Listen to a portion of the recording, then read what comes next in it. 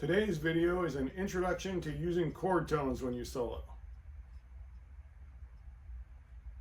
A lot of times if you're starting to play guitar and you're playing blues or rock, someone tells you to...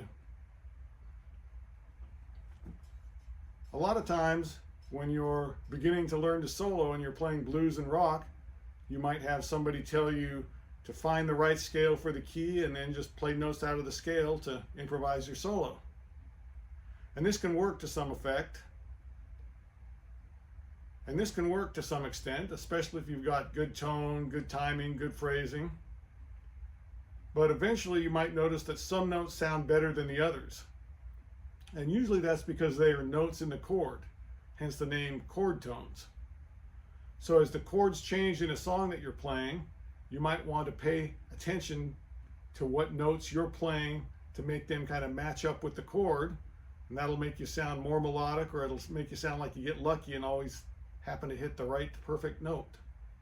In order to use chord tones effectively when you play, you have to know all the arpeggios or chord tones of the different chords that are being played in the song that you're playing over. So that can be a pretty big task. It's more than just learning a pentatonic scale or two. But what we're going to do is make that into a smaller task. We're going to take a very small area of the fretboard, find a small 5-note scale and some little 2-note arpeggios within that scale, and start to let you work on playing notes out of the scale and then hitting chord tones. To do this, we're going to take a short 4-bar chord progression. A minor for 1 bar, G for 1 bar, back to A minor, and then to F. So it could sound something like this.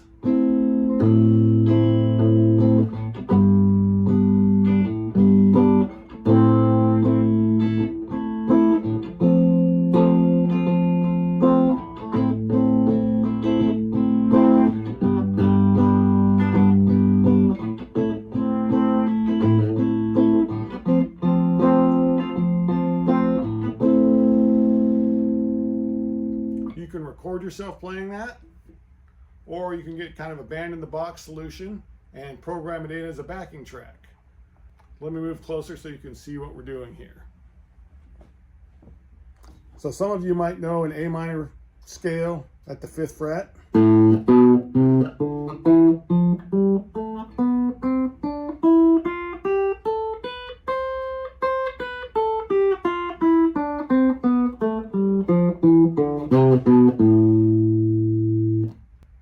So what we're going to do is take just a small section of that scale, 5 notes, C, D, E, F, and G. There's our little mini 5-note A minor scale. Our A minor arpeggio within that little scale is only 2 notes. Those come right out of that A minor chord. Our G arpeggio is 2 notes, D and G, and those come right out of a G chord. And our F arpeggio is C and F, right out of an F chord.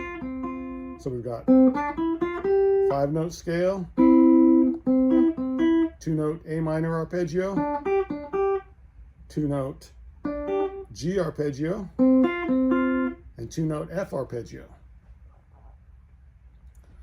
Then to play over this, what we're going to do is take all the cool rhythmic information out of this and just play quarter notes over the A minor. So we'll just have 4 notes. They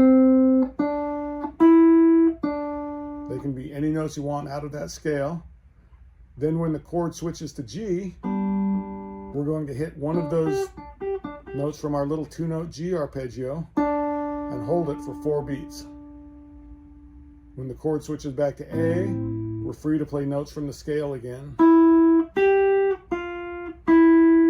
So we'll have 4 notes that we play, and when the chord switches to F, we're going to hit one of those 2 little F chord tones.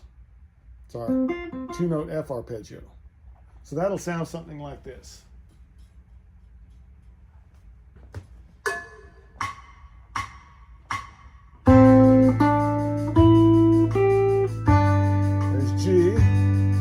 A minor,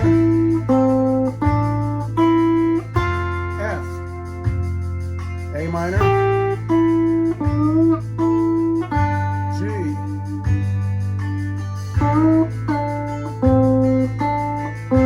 F, A minor,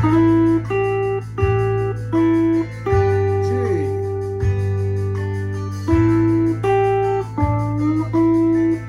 F,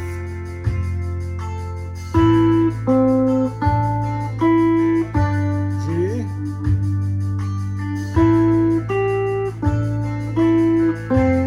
F.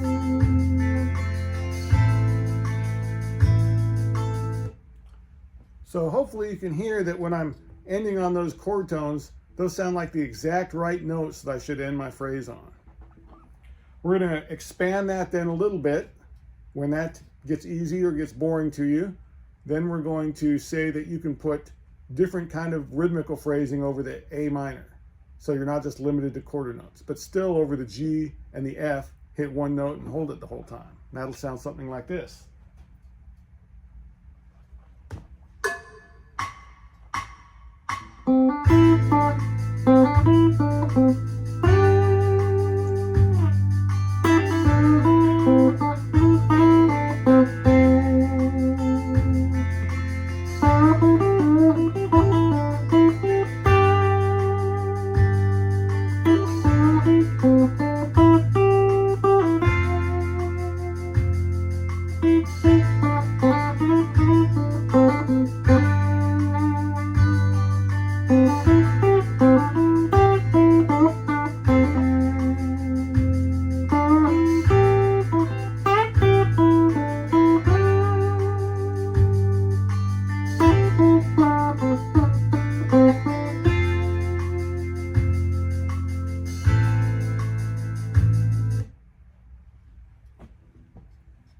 All right, as that gets easier, then we're going to add one more rule onto it for this exercise. And we're going to say whenever you start your phrasing for the A, I want you to start on an A chord tone, A minor rather. So we're going to start on one of those notes.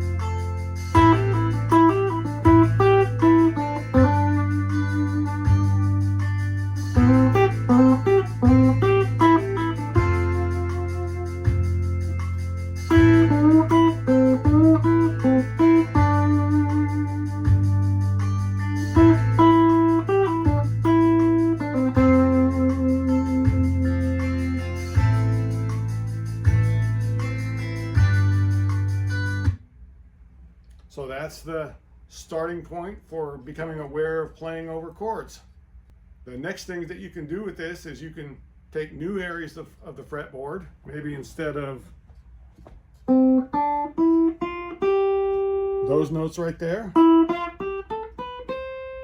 I'll expand to the, or I'll just shift over to the B and E string. Now I've got 6 notes. I've got an A minor arpeggio that's 3 notes. I've got an F arpeggio that's 3 notes, and I've got a G arpeggio that's 2 notes. Then maybe I combine and do all 3 strings.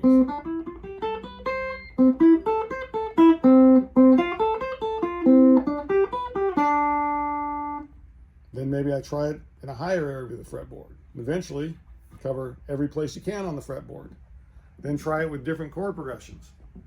So this exercise you can expand on, and it'll teach you how to play chord tones all over the neck in different chord progressions.